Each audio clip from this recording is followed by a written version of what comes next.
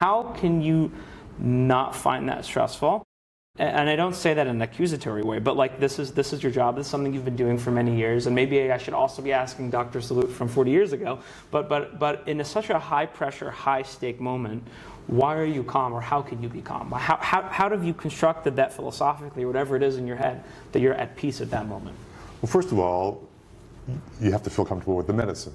So you have to feel comfortable taking care of patients who are critically ill.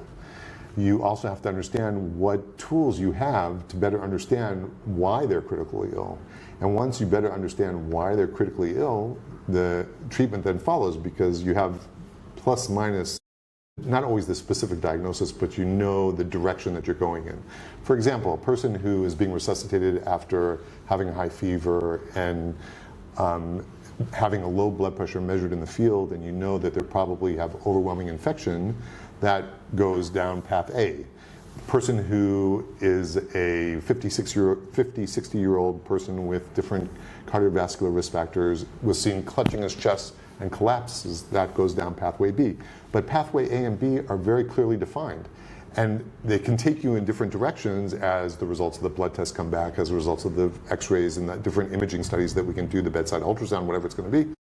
We have a lot of tools at our disposal in order to better understand what's happening to the patient. And once you better understand what's happening to the patient, then the treatment is a clearer path. Is that because of confidence? Like, you know that you're doing the right thing for the patient at that time?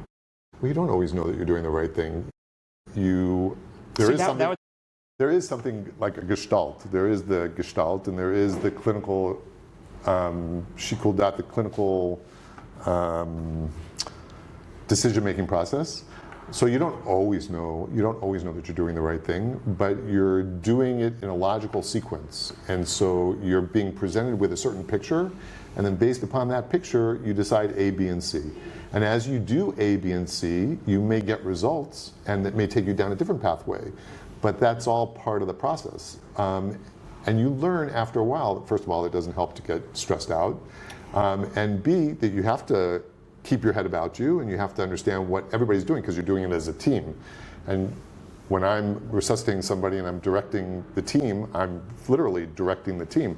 I'm telling this person to do that. You're so busy and you're so caught up in what it is that you're doing that you don't really have time to think about the fact that it's life and death, and the fact that you're the one that's directing traffic. It's a busy time, and you have a certain number of people that you're directing, and you're telling them what to do, give medicines, do CPR, check this, check that, and you don't really stop and think, well, this person's life is in the balance. It's understood, but it's not really something that comes to the forefront of your consciousness. You're too busy taking care of the patient. Does that bleed into any other part of your life? Meaning, can you be so busy that you're not going to be stressed out of something else that's going on in your life at the same time? So, I don't know if you're aware of this, but many people will say that men do not multitask. And I always say that, no, doctors in the emergency department, even the male doctors, can in fact multitask. But I think that you do get tied up in things. You can get so tied up in something that you're seeing the tree instead of the forest. But frequently you have people around you that bring you back to reality and bring you back to seeing the whole picture, or seeing the individual tree, whatever you may be missing. Lots of times people will bring you back down to reality and help you to see what it is that you're supposed to be seeing.